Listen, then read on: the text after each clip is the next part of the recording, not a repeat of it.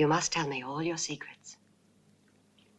Remember, we must share everything together.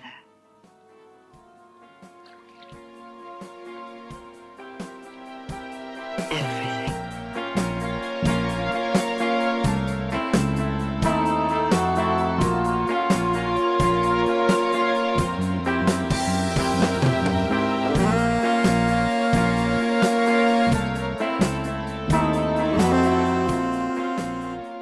Hello again, this is Annie Rose Malamet, and you're listening to Girls, Guts, and Giallo. I have a very special episode for you today. I am actually a huge fan of my guest. I'm a huge fan of her podcast, Nymphowars, and I am here with Macy Rodman. Hi, Macy.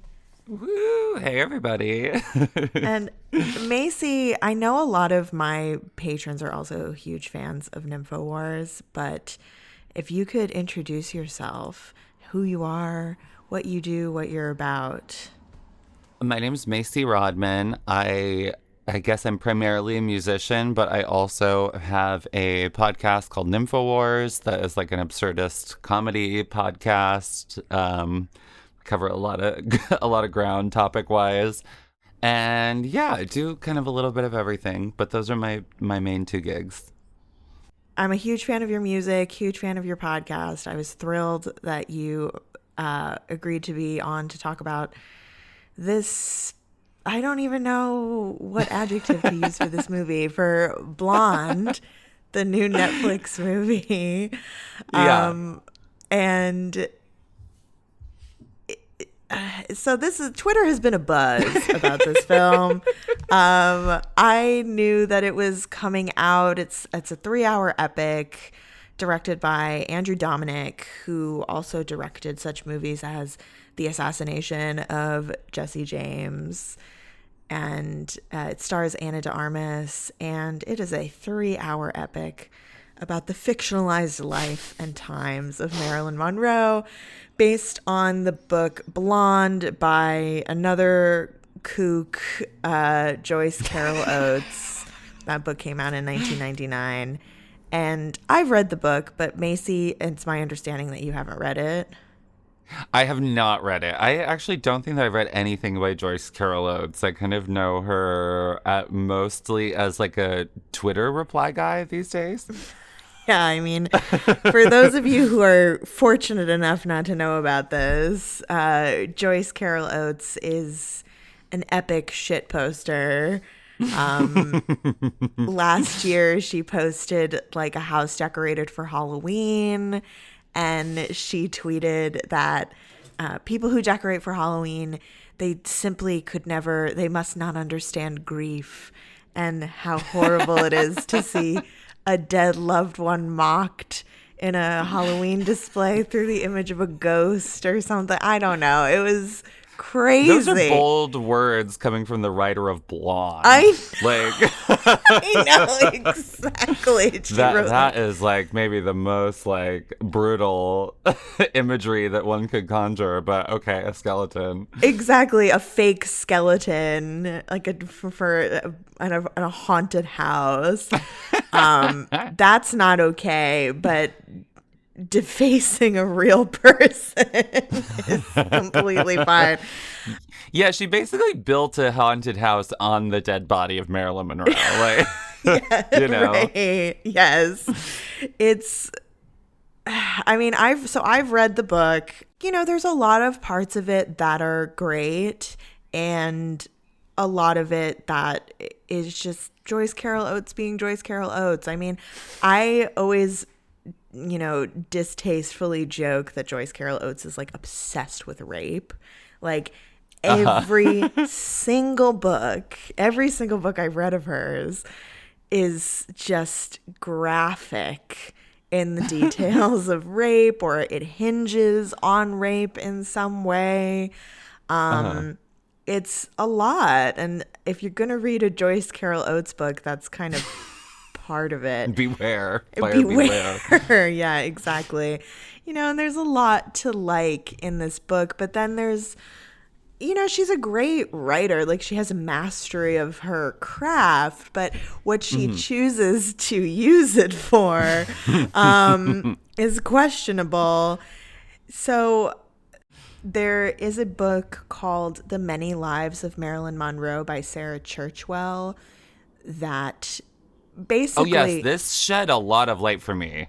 Right, You sent me these passages. Yeah. Yeah. So the book, The Many Lives of Marilyn Monroe, is basically deconstructing all of the mythos around Marilyn Monroe. And she has a chapter on Norman Mailer's sexist tome on Marilyn Monroe that's simply called Marilyn. And then she compares it to Blonde by Joyce Carol Oates. And Churchwell says that, while one of these authors is a famous misogynist and the other is like a supposedly strident feminist, both of these novels are pretty much the same, where they presume that Marilyn Monroe is already a fantasy and thus not only suited to fictional exposition, but dependent on it. And they also focus solely on the tragedy of her life. So they're both... and they're both obsessed with rape and abortion, all of these things which may or may not have happened. Like, we really don't know. Yeah. And instead of offering like a fictional subversion of these tropes, they both just reify them. And I feel like Churchwell kind of feels... if they're going to go complete into fantasy, we have to question why everything that they're fictionalizing is like these horrible, tragic, shameful things. And why is fantasy like the fantasy that you're creating is like not far from like rumored truth or like presumed truth or like the worst version of what could be the presumed truth.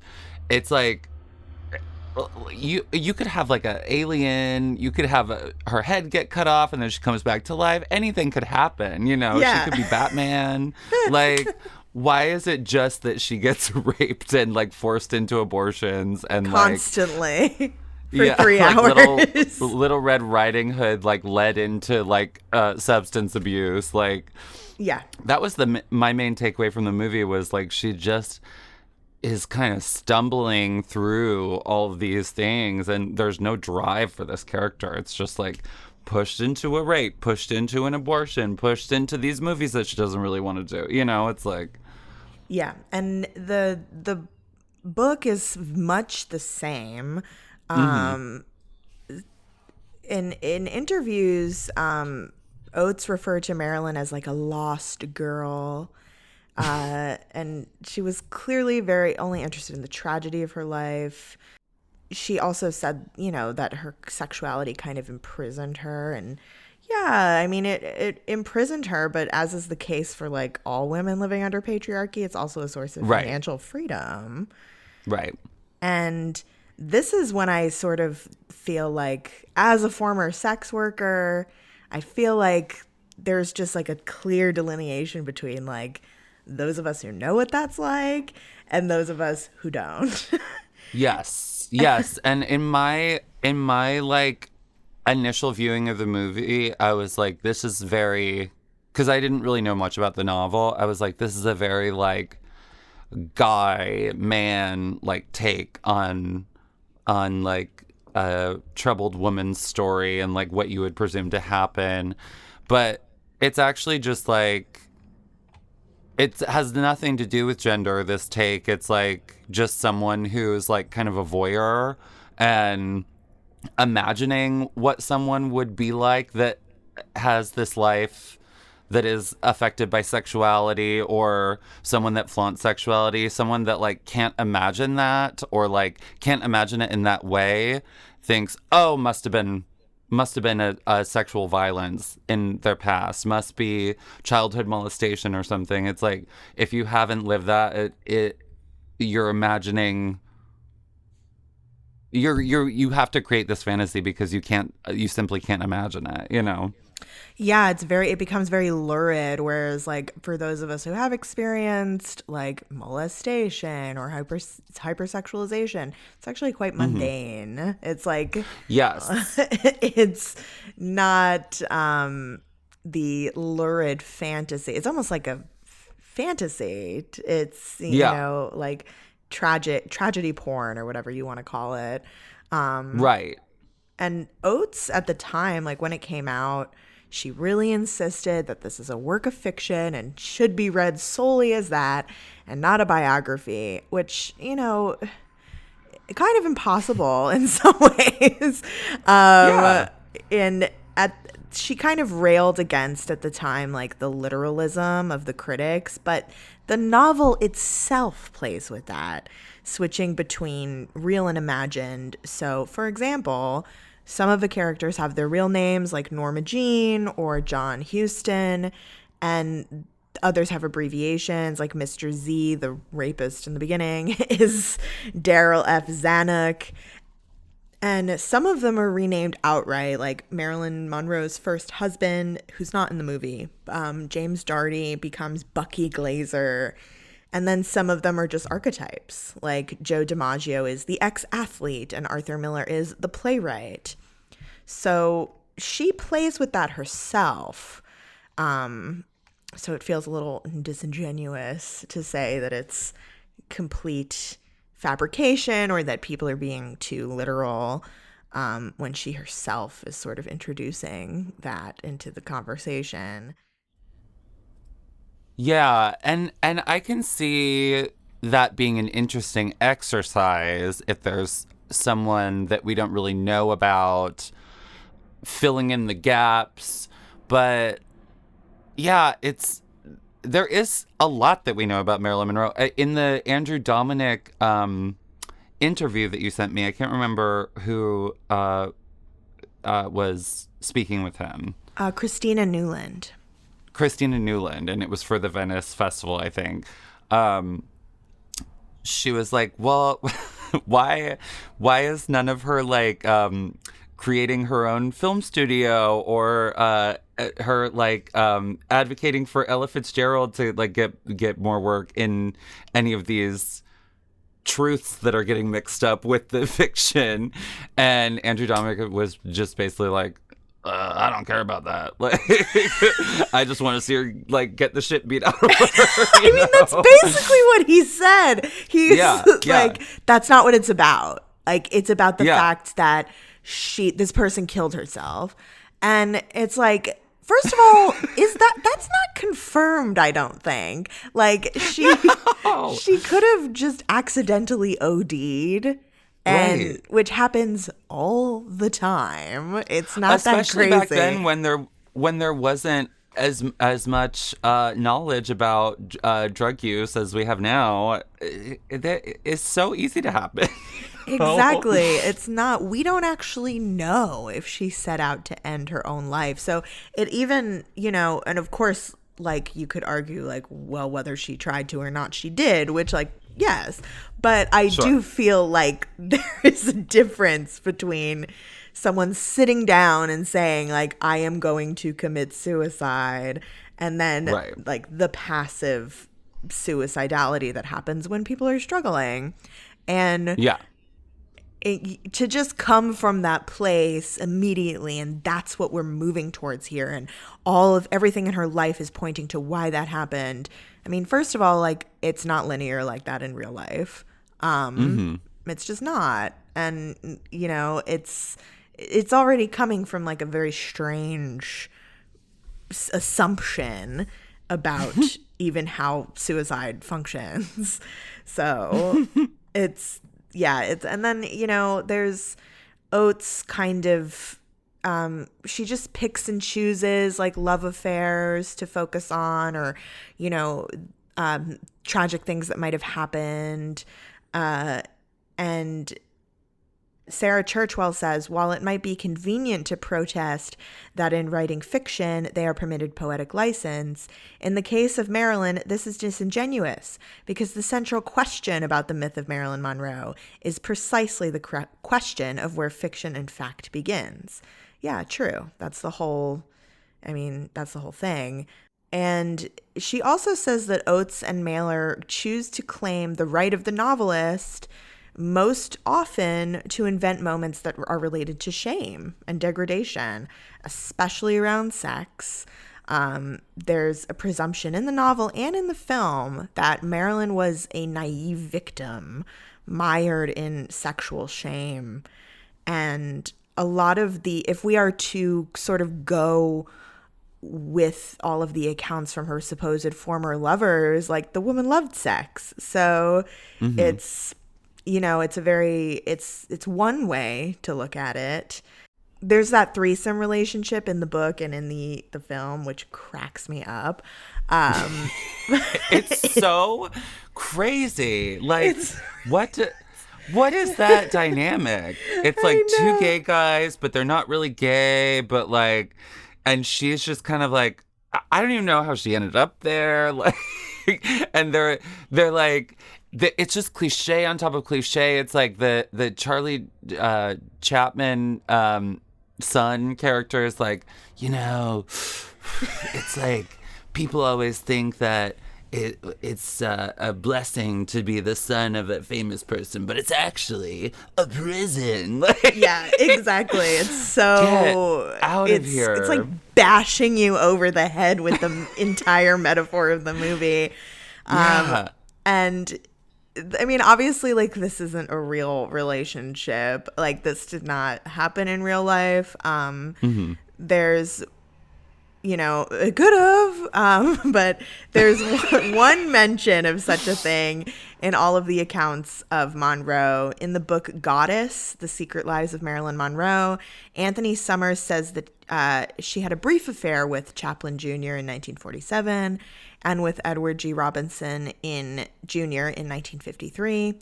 Summers' source was a friend of both Chaplin and Robinson, and he called the three men a trio and explains that Marilyn saw us all occasionally, together or separately, for the rest of her life. They were all depressives, Marilyn, Charlie, and Eddie, and they would hunt each other down when things were bad. And, I mean, I could believe that. Sure. Yeah, but I got friends like that. Yeah, totally, exactly. But I don't know. I just think Joyce Carol Oates wanted to fuck some bisexual guys, to be honest. Like, it's very. Again, can't blame her. I mean, that's like some of the only stuff in the book that's really celebratory in its eroticism, if I recall. And that was actually some of the only scenes in the film that were joyful sexuality. Like the scene where they're in the movie theater and, feeling each other up. Like, it's funny, but you're also like, okay, good for them. That was also like one of the points where it was like, okay, we're going fantasy here. Like, there's no way that Marilyn Monroe would be able to go to a movie theater watching one of her own movies and no one notice her getting fingered and made out with in the movie theater flanked on either side. Like, that's a fun kind of fantasy to think about, Yes, totally. Yeah. And, there's also something to be said for portraying men being bisexual. We don't see that a lot in movies. Mm-hmm. There was something really beautiful about the threesome scene, even though I was like laughing. The way that it was shot, where the bodies are like stretched across the screen. I actually thought that was. Oh my God. And then Niagara Falls. Yes, the Niagara Falls when they. The Niagara Falls when they come. That was that was so audacious. It was kind of brilliant, Yes, I actually kind of loved that part. And, Sarah Churchwell, she, nobody gets it quite right here, in my opinion, with all of the views here of these dynamics. I think Sarah Churchwell quotes a passage from Blonde where Marilyn is having a threesome with her boys, and she's getting DP'd, and very good for her moment. And Sarah Churchwell is like, what about this is empowering? And I'm like, okay, well, let's not go the complete other way where like anything about her having sex is immediately degrading. So there's kind of, I think nobody really knows how to talk about those. And that's one of the enduring mysteries of her, is that people don't really know how to talk about it, I think. Yeah, I mean, that was kind of a, like, it kind of got that reaction out of me also. I was like grossed out by the film, but I was like, but it's also just so boring that I'm like, why am I grossed out? Why do I feel like sleazy right now? It's like, in a way, it does succeed at that, where it's like, makes you, it made me like feel prudish and like, also, and the complete reverse of that, in like different parts of the film, Oh my God. Maybe in that way it's kind of brilliant. I don't know. It's like I'm like everything that's happening I diametrically resist to, but it's like making me like go to the extremes of either position, And now for a short break. Girls, Guts, and Giallo will be right back after this sponsored message.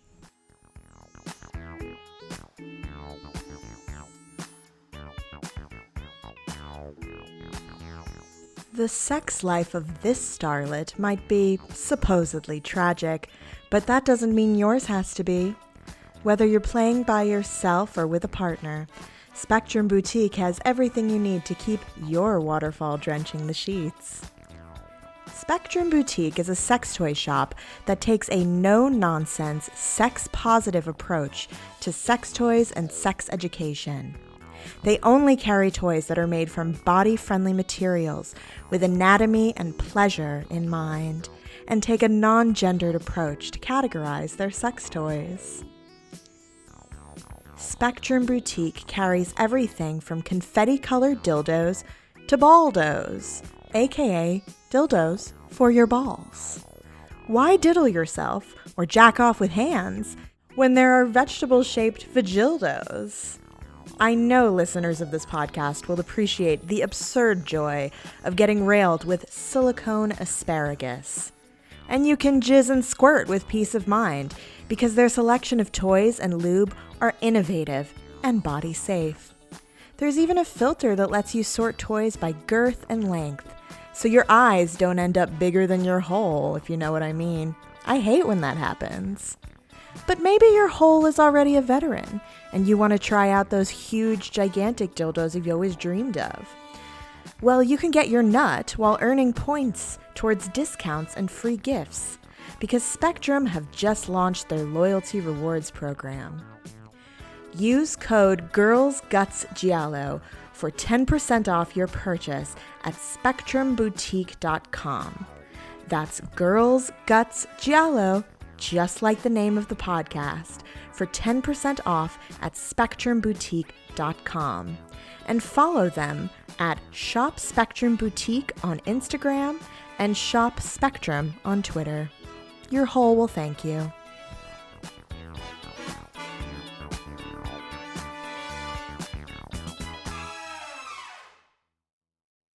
I wanted to like it out of spite because of the moral panic around it. Yeah.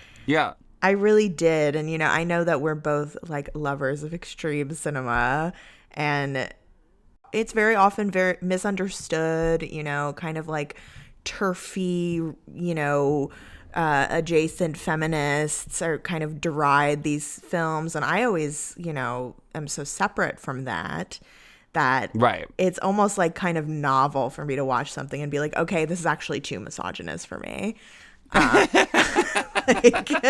Completely. Because, I love, Lars von Trier. I love, Kill Bill is one of my favorite movies. I was actually thinking a lot about Elle. Did you like Elle? I love Elle. I love Elle. And actually, I think the rape scenes in Elle are a lot more explicit than they are in Blonde.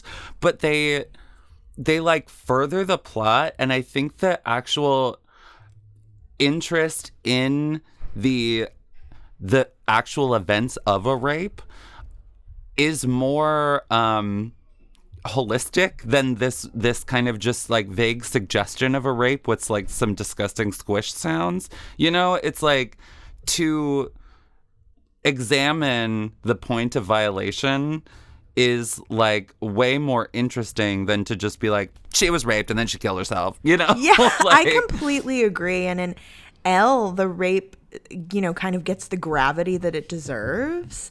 Yeah. Where it's not fantastically sort of portrayed. Like there's a very much an element of fantasy in Blonde, whereas in Elle, it's like very, you know, kind of ugly in your face.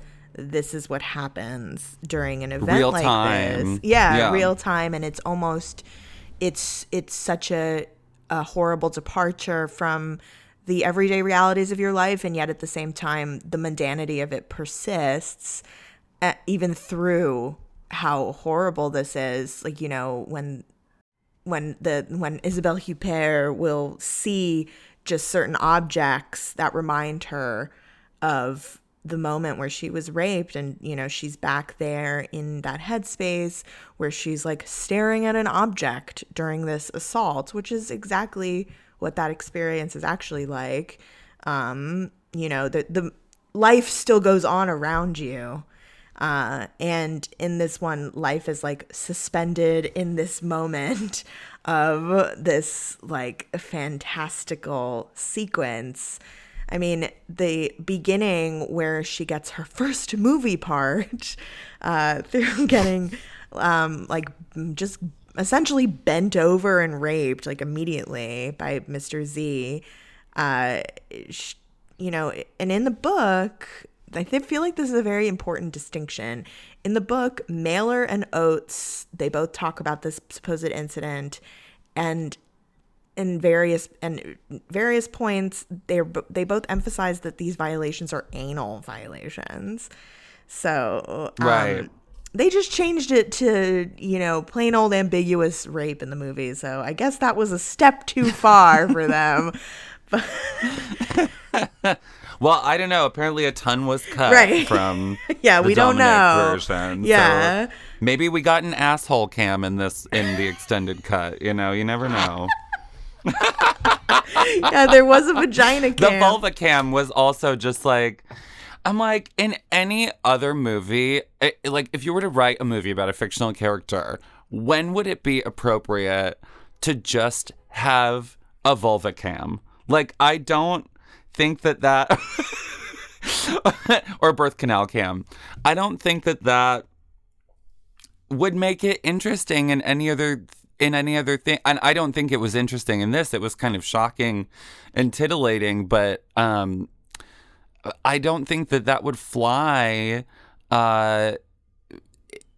in any other movie. But it's just kind of riding on the fact that you're shocked that you're seeing Marilyn do this, like. Yeah, absolutely. Or be subjected to this, rather. Yes, and it's just so graphic and unnecessary. And, you know, did you ever see the movie Love by Gaspar Noé? Pieces of it, yeah. There's like those extended threesome scenes, and I believe there's like the vulva cam, and then also in Enter the Void, there's the birth cam. Another one of his movies, and in those it kind of works, and in I don't know, I mean, there's something about it just inherently where I'm like, why but in this one it's especially like, why is this happening? And I don't know, the fact that you can see sort of like the details of like her labia in the vagina cam. I mean, there's just so much. It just feels like it delights in degrading this person. Totally. And like in the most traumatic moment where she's being forced to abort, or we're led to believe that she's being forced to abort, then we have to focus in on the details of her anatomy. Like, what does that have to do with anything? Yeah. That's true. That's another good point. Like, what does that have to do with the mental headspace that she's in, experiencing this? Yeah, it took me out of the scene completely. Like, it was like she was having that, like, that moment before where she was like, I don't want to do it. And they're kind of, like, forcing her. It's like, at least that's something, you know? It's a little, like, generic or whatever. But it's like, at least that's an event, something that's happening. And then it's like, it had a kind of Saw quality to the scenes in the operating room. You know, it's like, what are we doing here? Yeah, it's very, I mean, in trying to show something that a woman may have gone through at that time, it sort of pivots back to being almost like pro-life. It really, you know, and I don't say that lightly. Like, I don't think that just because movies portray something that the movie is like morally endorsing it. But I actually think in this one that there is like a weird pro-life strain to this movie. Well, reading the views of Andrew Dominik, I would not be surprised if that were the case. He'd be like, yeah, those dumb whores should keep their dumb kids. Like the way that he speaks is fucking abhorrent. Like, yeah, he's reprehensible. Yeah. Believe it. Yeah. And I don't think I've seen any of this guy's other movies, but like to be able to make an NC-17 movie about Marilyn Monroe, like a big budget movie, I'm like, how did this fucking guy get this job? Yeah, and then be able to talk working like on this. it for 10 years. He's not Lars von Trier with like an actual like historic like pedigree. Like who is this fucking guy? You know? I know, it's like insulting. You're like, okay, you made the assassination of Jesse James. Like, who in you now you feel like you can. I mean, there is kind of like a mishmash in this movie. It's one of the only movies that I think saying is like Lynchian is kind of accurate. There is like a Lynchian quality to it, but there's also like that Lars von Trierian kind of quality to it of the shocking imagery, but it kind of feels like it's just cobbling together a bunch of other shocking things. It feels very film school. Yeah, I would agree with that. It feels like someone's like if Jeff Bezos's kid was like an asshole who went to film school and just had all the money at their disposal, you know? Yeah, I mean, and then he's so pompous about it too. I mean, in that interview with Christina Newland, and I know that on Twitter, the fucking film bros were so mad at her for this because she dares to be lightly, you know, questioning of him in this interview. Mm-hmm. And I think that more film criticism should be like that. I think more, let's go back to actually criticizing things and not just making things PR for the movie. Yes. Yeah. And I think, you know, good for her for taking him to task here. And it took him a decade to make this. And you know, there was a ton of media buzz around it because it's a Netflix production that's rated NC-17, which is kind of unheard of. I wanted to love it because of that. Me too. Yeah. Me too. I really did. And Andrew Dominik says the visual idea of the movie is to reference the collective memory.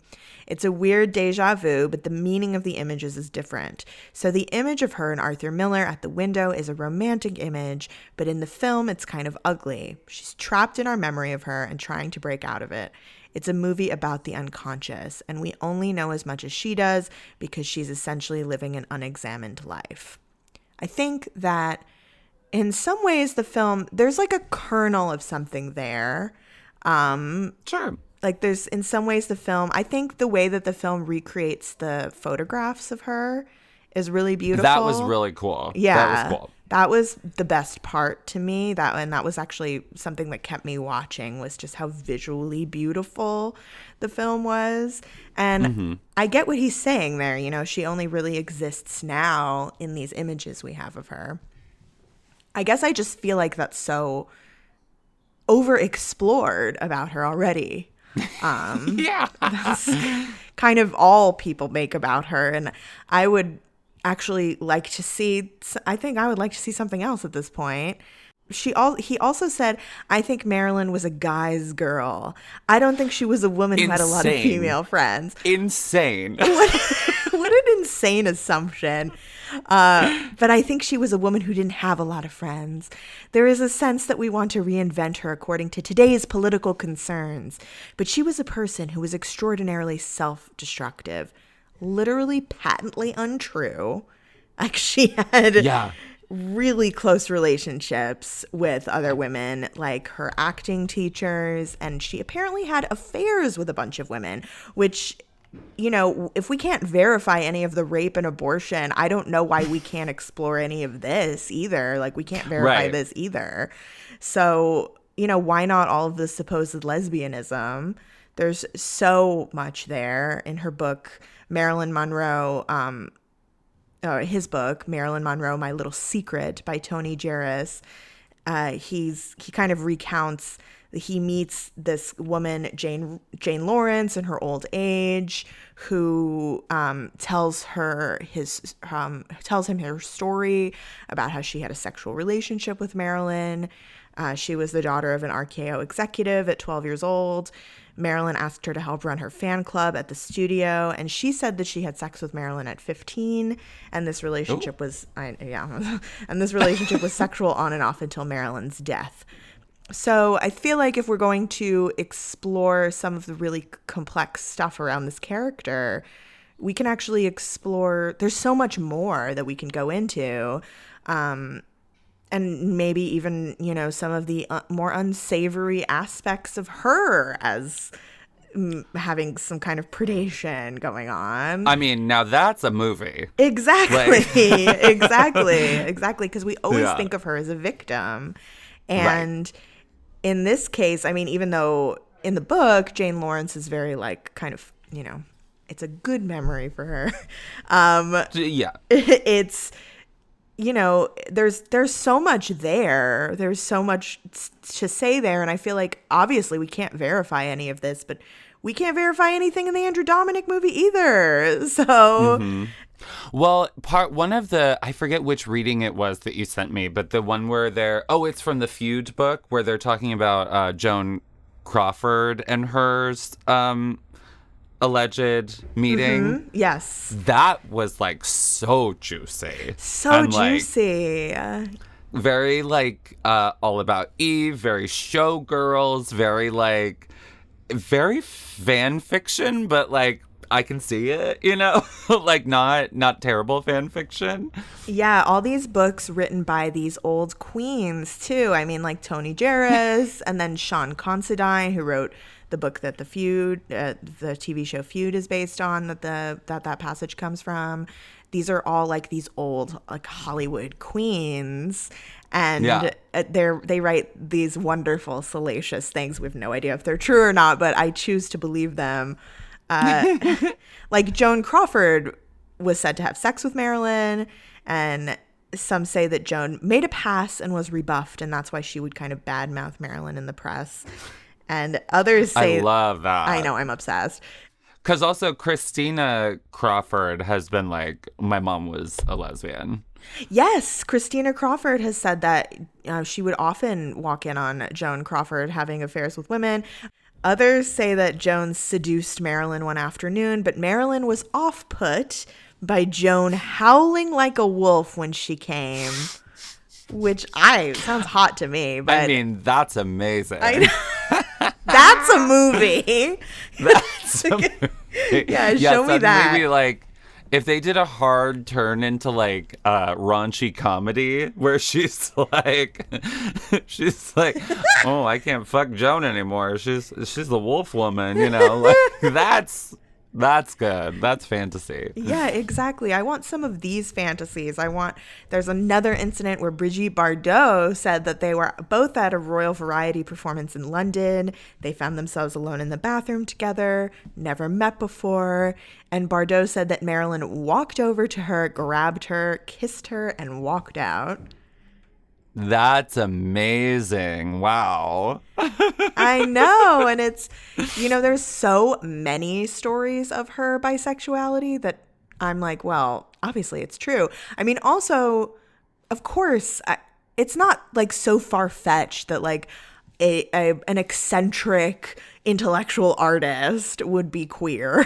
So yeah, of course. Yeah. And like it seems like her marriages were more or less like professional affairs, and like a marriage in that day was like a part of your public persona, and she was so brilliant and meticulous at creating public persona. So it's like, of course she married fucking Joe DiMaggio and Arthur Miller and stuff. It's like that she knew that she had to do that, Can we talk about how she calls both her husbands in the movie daddy?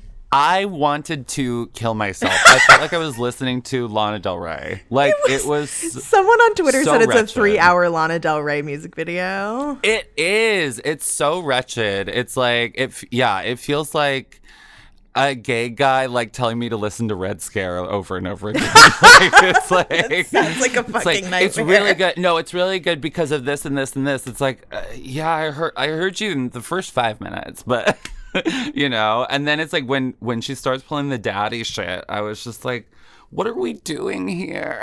I'm sorry, daddy. I mean, it's in the book, it's like kind of even more egregious because sometimes we slip into Marilyn's or Norma Jean's really point of view, and she's narrating, and Joyce Carol Oates does this thing where she leaves spaces between the words to indicate like the breathiness. I did see that, I saw a passage of that. Yeah. Yeah, and I'm like, do you guys really think that she talked like that all the time? Well, that was the other thing. It was like this whole idea about Marilyn being a facade. There is no Marilyn Monroe. I'm not Marilyn Monroe. Blah, blah, blah, blah, blah, blah. And then, but she never was anything but that kind of Mickey Mouse cartoon of Marilyn Monroe. And it was all about this like degradation of person, or like destruction of Norma Jean through these like continued abuses. But it's like she starts as Mickey Mouse and she ends as Mickey Mouse. At some point she's like pilled up Mickey, at some point she's like Mickey getting beat up, but it's like she never there is no evolution, and she's always this cartoon. And like I mean, if we're gonna like throw more art school ideas onto the fire, let's just do it. Because I was like, this movie could have really done with some kind of a breaking the fourth wall moment where it's like, this is all a farce. This is all like, this is all obscene, absurd, all of this. Like, why don't we like have Ana de Armas like take off the wig at some point and then like be like, what do I really have to do? Like something like that, where it's like you could have pushed the novel into maybe something that Joyce Carol Oates like aimed for and failed at. You could have done that with the film, but it just seemed interested in like reveling in these kind of Grand Theft Auto ideas of like what a woman is, like. Yeah, I completely agree with you. And on your bonus episode on your Patreon for Nymphowars, you had kind of like a reflection episode about this movie, and I actually thought that was such a great idea that you proposed, that there should be a sort of breaking of the fourth wall there.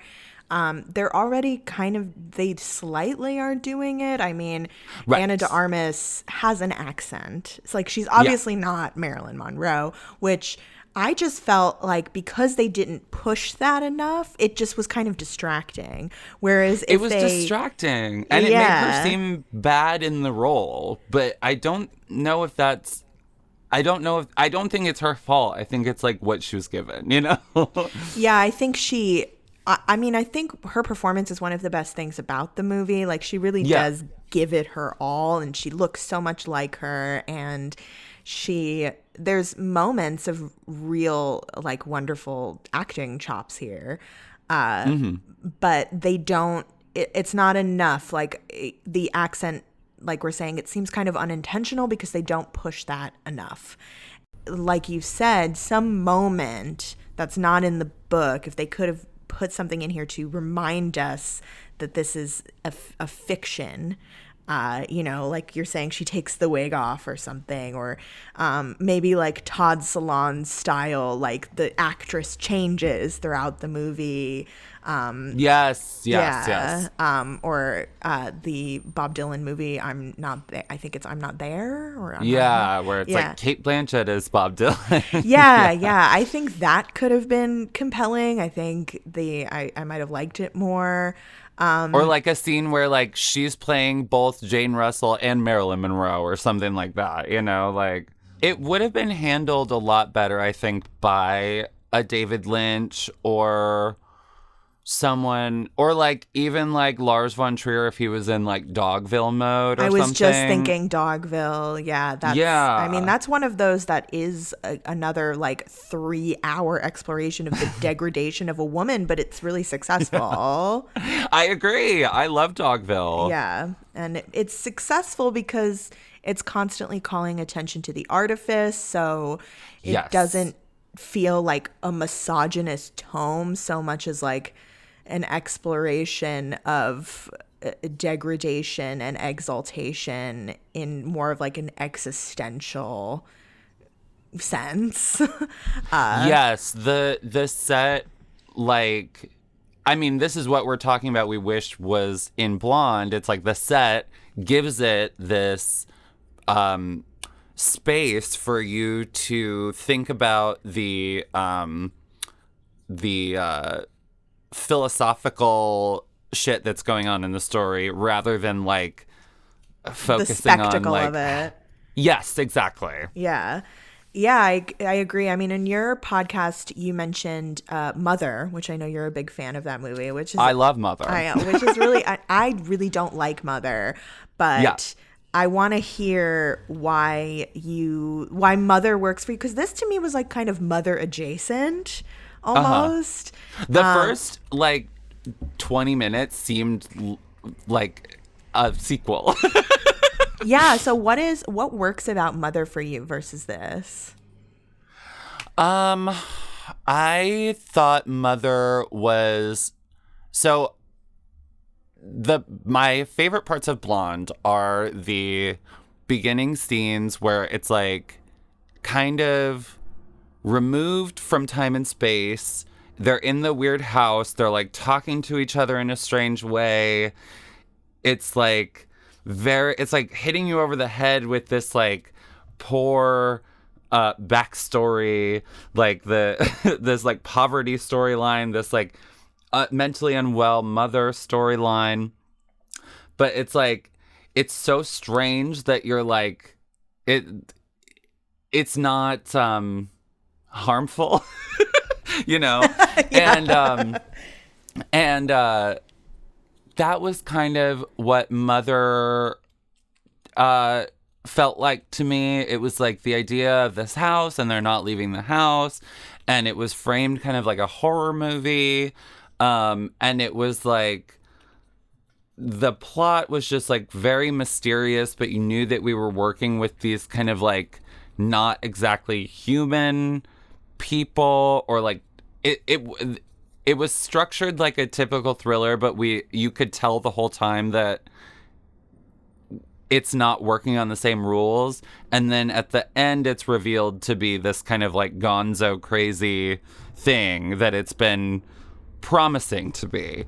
And that's like, I think those are the big strengths of Mother. Yeah, I mean, it also to me, I guess this Blonde and Mother kind of falls into that trap of like men trying to make feminist art. Like, I definitely think that Mother is much less exploitative. I mean, it's also, you know, a more of a metaphor, right? Like, it's about Mother Earth, not necessarily just like a woman being abused over and over again. There's like like you said in your podcast, there's like more of an artfulness to it, whereas this, even though it's pretty ham-fisted, it's like it's not like, you know. Yeah, for sure. I mean, this is it's not subtle at all. It's just kind of, you know, as much as I'm loath to say it, is just kind of edgelordy. It totally is. Yeah. I'm like, every time someone like doesn't like Mother, I'm like, I agree with you. Valid points. I mean, I feel like that about a lot of movies I like too. I'm like, listen, I get it. I'm not. I also thought it worked really well as a dark comedy. Like, if you know. I mean, I think like, that's the other thing about movies like this, about like Blonde or Mother, is like when like queer people go into it, we're like, this is amazing, it's hilarious, and I'm like, I don't know if they intended it, but some parts of Blonde I was like, I'm simply enthralled because it's so ridiculous. I saw it in the theater and I was bursting out laughing at the whole time, pretty much. I was like, just the audacity. I was like, what the fuck? Yeah, and then, you know, part of me is just like, at least we get some meat to talk about in this like sanitized culture we're living in right now. Like, at least there's some like something juicy to talk about. I mean, the talking fetus, why did you kill me? Like, it's not okay. And the weird like sci-fi element to where it was like, she was like, but that wasn't you, that was another baby, and the baby was like, no, it was me still. I'm the same baby. Like, what? Where does this rule come into play? Yeah, it was. Let's do more of this. Right. It was like almost directly culled from some kind of like pro-life propaganda commercial or something. Yes. Andrew Dominik says, I've read everything there is to read about Marilyn Monroe. I've met people that knew her. I've done an enormous amount of research. But in the Patently false. Patently false. I don't believe him. Yeah. But in the end, it's about the book. And adapting the book is really about adapting the feelings that the book gave me. Okay, I see the film in some ways as Joyce's vision of Marilyn, which is also really Joyce. So I think the film is about the meaning of Marilyn Monroe, or a meaning. She was symbolic of something. She was the Aphrodite of the 20th century, the American goddess of love, and she killed herself. So what does that mean? Nobody really knows what the fuck happened. So it's all fiction anyway, in my opinion. Well... I mean, okay. It's just, and then he says, I've done an enormous amount of research, but then he hasn't seen Gentlemen Prefer Blondes. Right. Which is her most famous film. So it's the film where she became Marilyn Monroe. Yeah, totally. Like, you just went on YouTube? Like, what happened? Right, you just saw the Material Girl music video? Right. I mean, that idea of being like, well, it's just about the book. It's just about the feeling. It's like that. It's a cop-out. It's a cop-out because it's not saying anything, you know? Right. It's like if you were using the life of Marilyn Monroe and, like, fictionalizing it to say something other than, like, women get raped, like, that would be fine, I guess. Like, the Last Temptation of the Christ was kind of that, you know?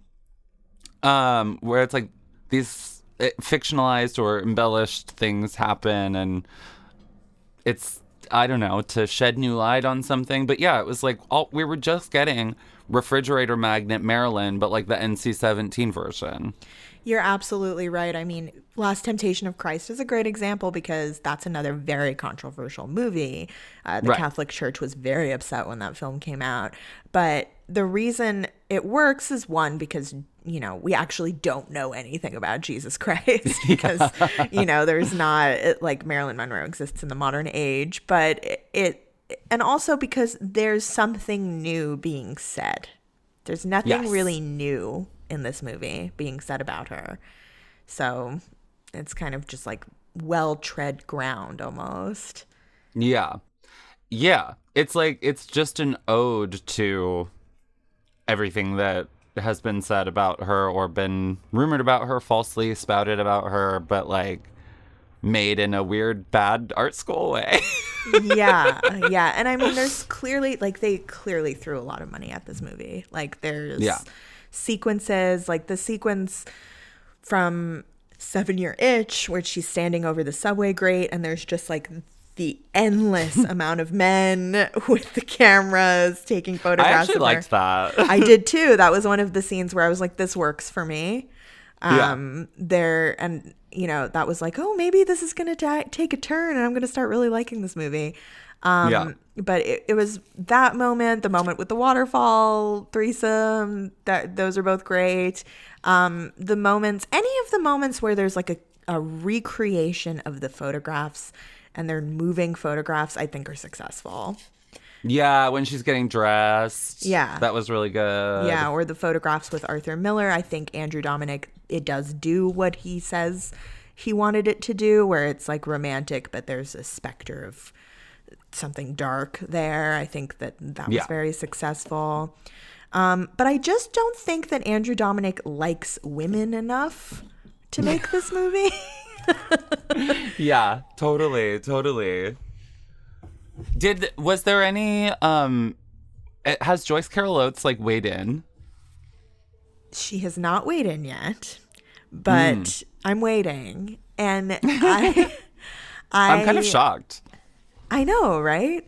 Or maybe I feel like I would have seen it. I feel like, you know, people would have been retweeting it or something. But there has been discourse about if, you know, a writer said, I believe her name is Marie Therese, said that literary non-hotties should not write about being hypersexualized, glamorous women because they don't know what that's like, which... Oh, damn. I know. Shots fired. I know. I think that's so funny. I have often said as a joke that frumpy people shouldn't write about hot women because they don't know what it's like, and it's a complete joke. I don't actually believe that, but I couldn't believe that my joke just became like discourse. And that we're at this place. I mean, there is like a kernel of something there.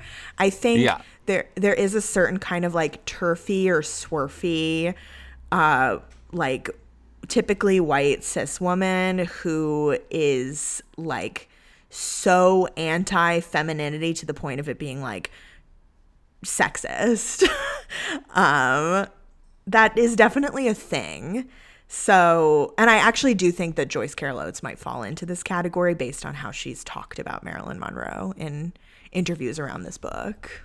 Yeah, and how she's like, if she is glamorous, if she is like using her body, then she must be like a dumb baby, you know? I mean, the whole movie, she's a dumb baby. And I guess, you know, I could say, oh, that's because that's how the world views her. But I just think that's a cop-out to show her being a dumb baby again. Yeah, totally.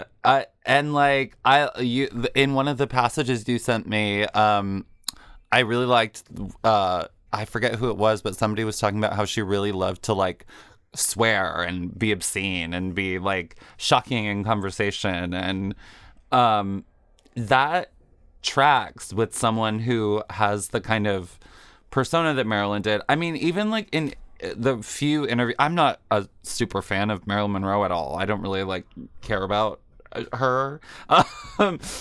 But the few interviews that I have heard of her, it's like she's funny and kind of flippant And like, there's one where he's like, the interviewer is like, your life seems so great, like, haha. And she's like, no, I'm pretty miserable most of the time. Like, She's kind but of it's a like real that, one. yeah, it's like that sounds like people that I know that Yes. maybe have a similar output, you know, to the world.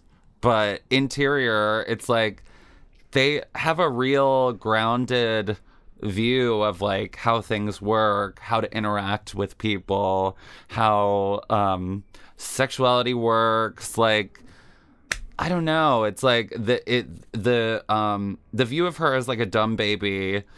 It seems like it could only come from someone who's either like a chronic masturbator or a like someone who's like extremely inexperienced with like meeting different kinds of people, you know? Yeah, totally. And someone who's probably doesn't know a lot about sex work. Yes. And how smart and aware sex workers are of their situation. Have to be. Yeah, exactly. Yeah. I mean, there's just this supposition in this film and in the work about her more generally that she fell into this and didn't know what she was doing. And right. It's, you know, and that it was like completely, you know, miserable for her. And I'm sure there were a lot of factors that contributed to the misery of this situation. And I'm sure it was more complicated for her. And, you know, where at times she probably really loved her persona that she created and was very proud of it. And then at other times was probably like, I'm trapped in this. And, you know, I know that that's how I feel about my own public facing stuff. So I think that, you know, it's just so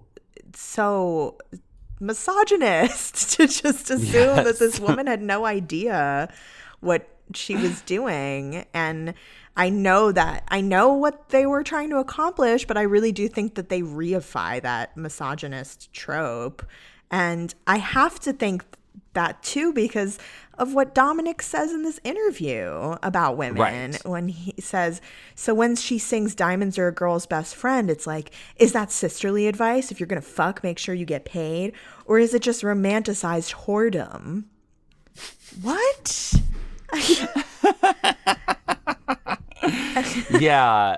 I think that you just kind of hit the nail on the head of why this movie was so annoying is because it just rang so untrue the whole time. It's like every decision that this person makes, every circumstance that she finds herself in, there was no kernel of truth to who I know people like that to be. You know? Yeah, it felt like it was made by a man who doesn't really know women that well. That's all. Yes, and it's like to say something like that in an interview, it's like you like no, like you've either never listened to a woman or like you have just been played by women because they know that you're a bullshit artist and they like are just trying to get you to go away as fast as possible, you know? Honestly, I think we solved the issue here, which is that Andrew Dominik is just an unself-aware trick. Yes. Like, he's romanticizing the whore in like such a detached way. Or that comment he makes that was actually taken out of the interview, but Christina posted on Twitter, where he says about in Gentlemen Prefer Blondes, he's like, so what? They're well-dressed whores. Like what the fuck are you talking about? Weren't they like a women's band in that movie? Yeah. In like, Some Like It Hot, there's a women's band. Okay. And in Gentlemen Prefer Blondes, I mean, they're just sugar babies. That's all. Yeah. They're just sugar babies. And well-dressed whores are some of the smartest people I know. So like we're saying, they just don't know. They don't know people like this, it feels like. This cracked me up. What he says, it's so fucking self-important. Blonde is supposed to leave you shaking like an orphaned rhesus monkey in the snow. It's a howl of pain and rage. Of all the films I've made, it's the one that strikes me the most differently each time I watch it. I love that he just admitted to watching his own movie like multiple times. Right. Like an orphaned rhesus monkey in the snow. What the fuck is that even? What? is that like some Australian saying that we don't know? Oh, yeah, it's like the racist monkey. Oh, they always get caught in the snow. It's a fantasy. Like that's something we're all supposed to be familiar with. Rage. It's a howl of rage and pain. I know. I love, like, you read it and you're like, oh my God, this guy's disgusting. But then you think of it like that. Oh, yeah, bunch of well-dressed whores. And it's like, oh, you're just a clown. Like, oh, yeah. I sincerely, it's so funny because I just got a bunch of messages from like Australian listeners who are like, I love your podcast. And now we're just mocking this. Oh, I'm so sorry, Australian listeners. No, I mean, yeah. It's too funny not to do. I mean, it's an orphan racist monkey in the snap. Yeah, exactly. Like, you're a clown. Like, I don't know how we can take this seriously. This is actually a quote from Justin Chang of the LA Times, who wrote a really great review of this film, which I mostly agree with. And he says, any truthful portrait of Norma Jean Baker, the woman who became Marilyn Monroe, would of course have to reckon with the tightly coiled double helix of her art and her tragedy. But Blonde is all tragedy, and its single-mindedness isn't just dull and punishing, but also wearyingly unimaginative. That's not something I would say about Oates' novel, a sprawling demolition of the Monroe mythos that, by freely revising and departing from the biographical record, arrives at its own tough truths about its subject. Framed as a sordid 20th century fairy tale, it achieves a far richer and more expansive kind of portraiture than this blunt instrument of a movie ultimately manages. And that's great. Yeah, that is great. And I actually do, the book is better than the movie, in my opinion. It actually does, I think he's right. The book actually does accomplish something. But my view of the book is just kind of ruined just reading Joyce Carol Oates' actual thoughts about Marilyn Monroe, because I just don't, I can't trust someone like that. I can't trust that. Yeah. It feels like she just doesn't understand some really crucial things about this person's narrative, and that's why we really need some like actual glamorous whores to write something. Some well-dressed whores. Yeah. And yeah, he also says there's really no sense of her as the brilliant screen comedian, the joyous cinematic life force. Instead, Dominik operates by a simplistic dramatic equation that ties her greatest professional highs to her worst personal lows. How could Marilyn, or anyone really, take any joy in the applause for Gentlemen Prefer Blondes when all she can think about is her guilt over her studio-ordered abortion? Yeah, it's weirdly pro-life. Like, it shows that she can't enjoy any of her accomplishments because of this abortion she had hanging over her head, which is exactly a pro-life narrative, that you're never going to be able to enjoy your life again. You're always going to have this hanging over your head that you killed a baby, and you'll never be able to move on. And it's this horrible thing in a woman's life, like no one would ever want to go through. I mean, the fact that the baby comes back like multiple times and it's like haunting, it becomes the kind of biggest tragedy of her life. It's like, out of all these other horrific things you've shown, like the mom burning down the house, the sexual assault, the domestic violence, it's like this baby just keeps coming back. It's like, what?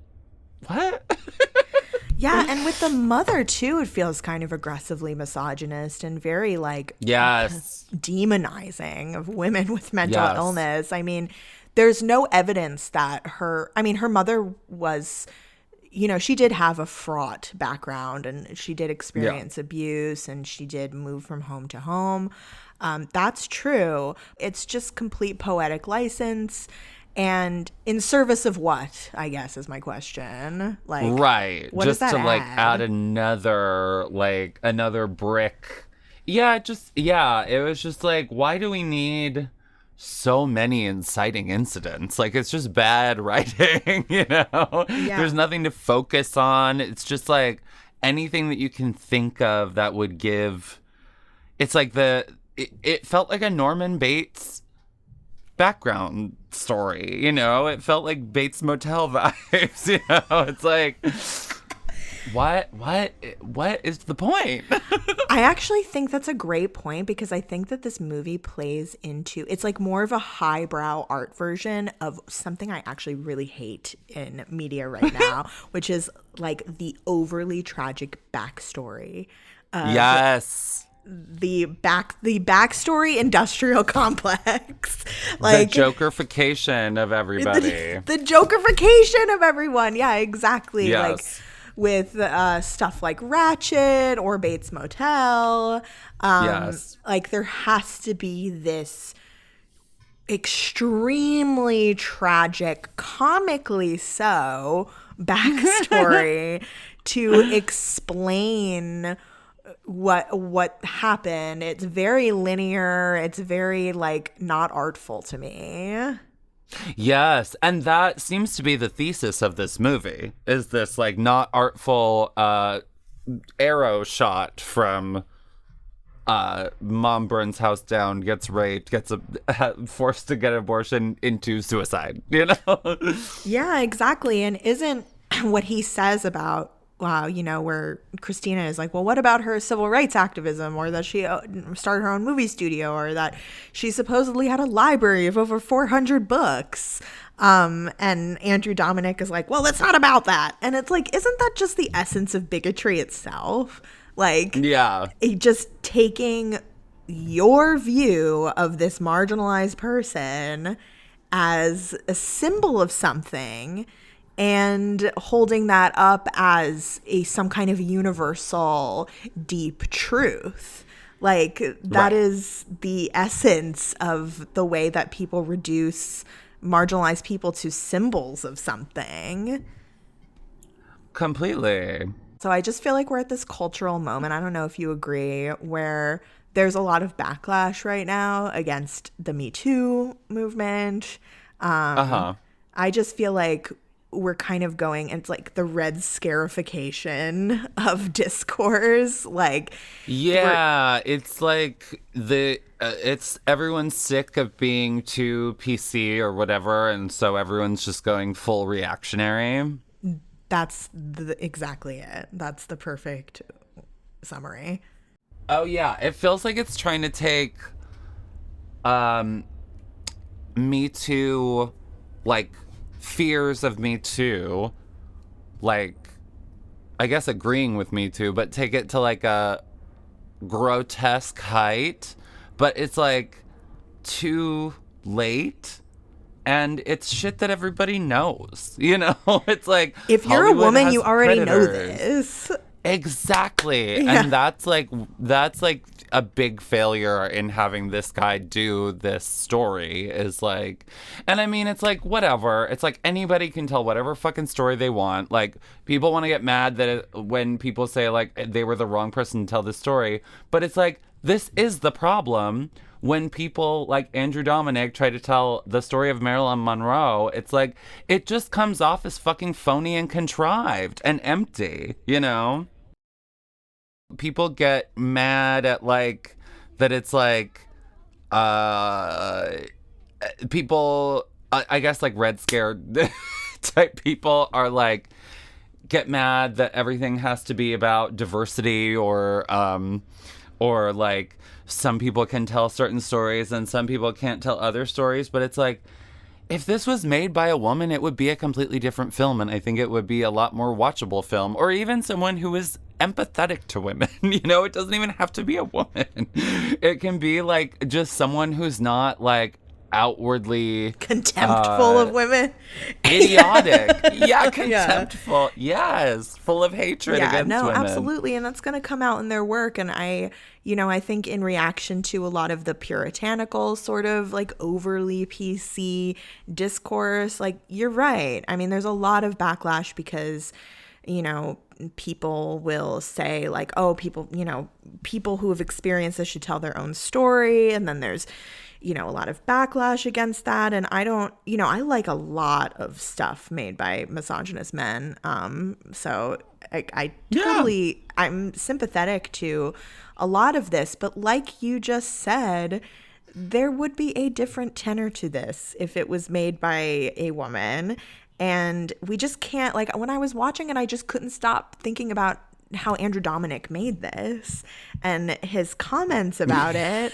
And it's, there's just, I'm thinking of in my book club for my Patreon, we were reading an Octavia Butler book, Fledgling, and it's a very controversial book. It's about a vampire who is a grown woman who is in the body of a 12-year-old, and she has sex with adults. And it's, it's a wonderful book about, power and race. And somebody in the book club said, actually, the person who wrote these notes, shout out to Fallon Gold for being the resident Marilyn Monroe expert. She was saying that part of her experience with this book is that she trusted Octavia Butler to write this story. And I don't know, it's one of those like separating the art from the artist thing. Like can we enjoy things that are made by bad people? And, like yes and no. I mean, it's not either or. It's never either or. Like we're going to, if you know that Octavia Butler wrote this book, you're going to feel differently reading it than if some white dude wrote this book about a 12-year-old black child having sex with adults. Like, you're just going to have a different experience of it. And it's much in the same way of Blonde. It's like, I can't watch this movie and not think about how the director, who spent 10 years of his life making this, still has nothing but contempt and exploitation to talk about in his film about her. Right. That says something to me. Yeah. And it comes off as like a fantasy of his, It's like that's all that he can access from this person. And it's like the scene where she gives JFK a like pilled God, we out. didn't even talk about that. It's a horrible scene. I was like physically repulsed. It was like she's like giving him like a pilled out hand job and then like a blow job, and then all of a sudden it's on a screen of a movie theater, and he's wearing like a like girdle, and it's just like he's like in bed talking on the phone, it's so and it's nasty. Like it's disgusting, and it's like I don't even know.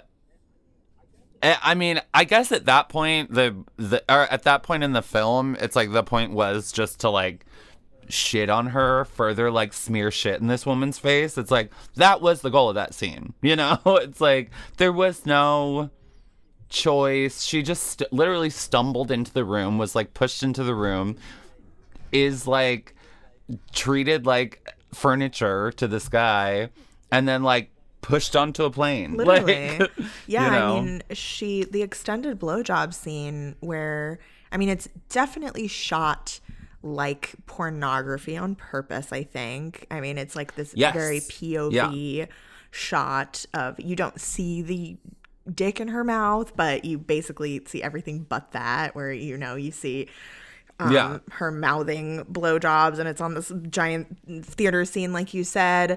And there is a supposed, I'm sure that this was referencing this. There is a supposed like stag film with Marilyn Monroe. It's probably not her. It's been disproven. But apparently there was a film of her giving a blowjob.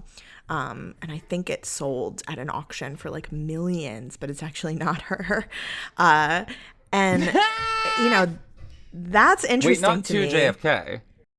Yeah, no. Okay. But I'm sure that there's some kind of reference to the imagery of that film. And, this could have said something actually very smart about the way that people are obsessed with finding Marilyn Monroe pornography. Like, there was also supposedly a sex tape with her and Joe DiMaggio that I don't think is real. And the film could have said something really interesting about that by breaking the fourth wall. And there, like you said, and there's an attempt with the movie theater thing, but it just doesn't go. It doesn't go there. It doesn't go to the interesting place.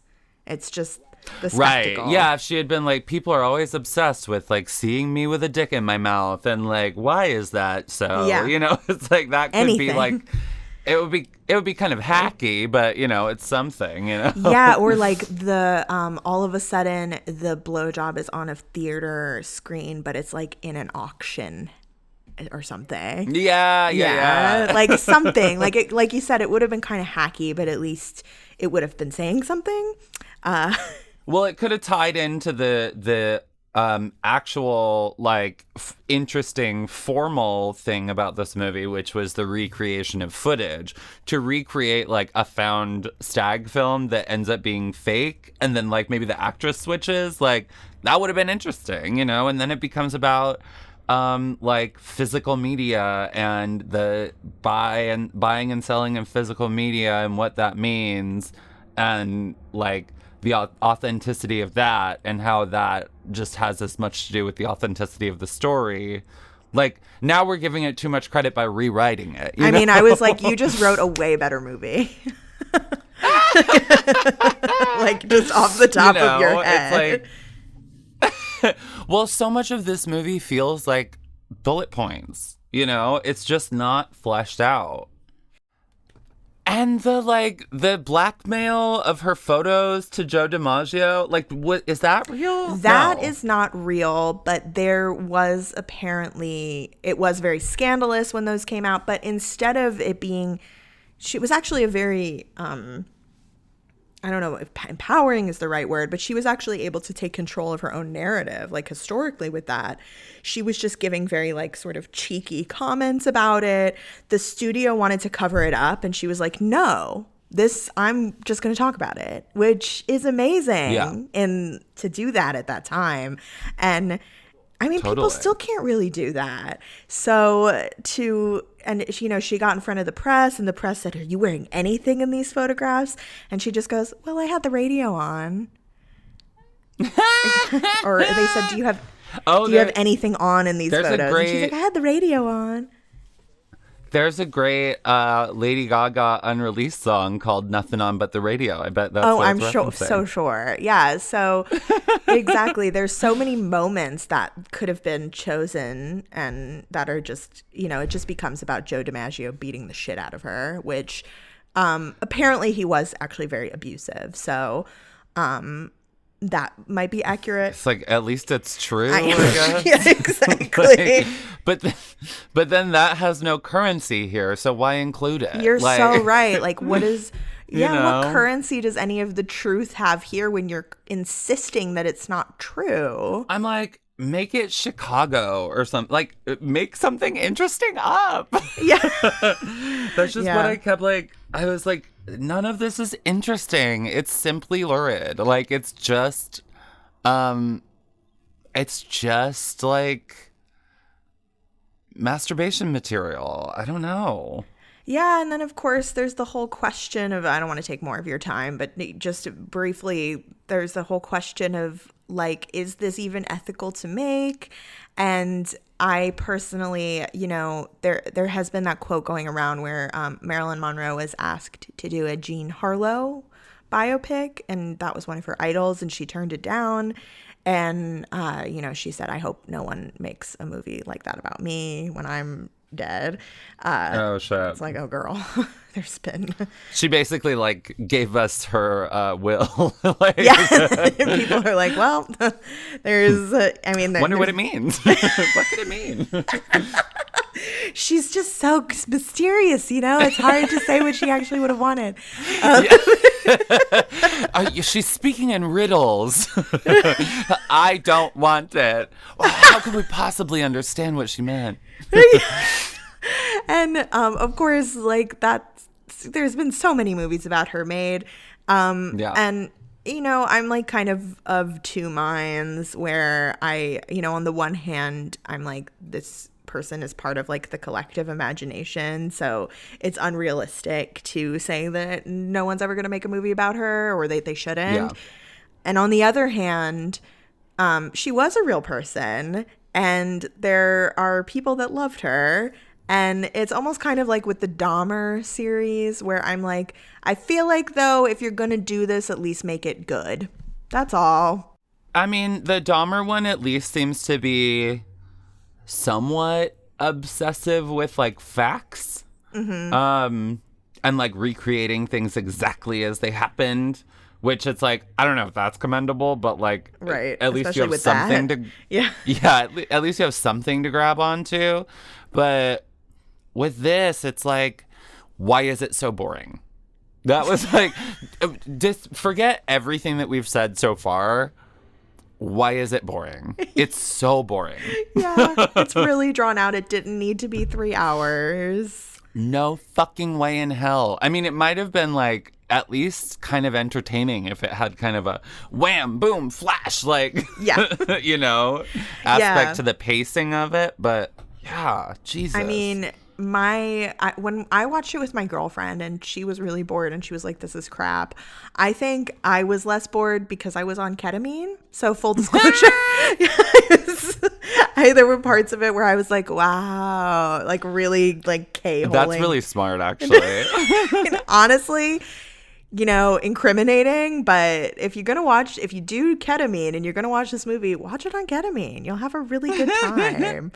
But even through the ketamine, I was able to see that this is a fool's errand, or kind of like just kind of a farce, honestly. So with that said, now that I've exposed myself as a ketamine user, he's surprised. Macy, thank you so much for joining me. This was, I really, really enjoyed myself talking to you about this movie. Me too. Yeah, I mean, it's a thrill. I've been, it's like one of those movies where it's like, I hate talking about it, but I have to talk about it. I'm like possessed.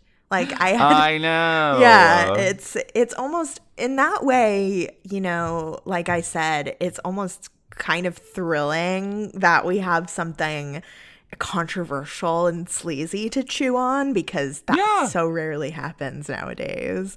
True. I mean, something was achieved. Yeah, exactly. So if anything, I'm happy to have something controversial in cinema to talk about. And I mean, I also just am kind of reminded of how like extreme cinema lovers, we just have such like a strong backbone, because like you said, when somebody hates a movie that I like, I'm like, yeah, I get it. Whereas like, Sallow, for example, is one of my all-time favorite movies. And oh, amazing. Yeah, and people will often be like, I don't think I can watch that. I'm like, yeah, I mean, fair. Like, there's a bunch of teenagers eating shit. Yeah, exactly.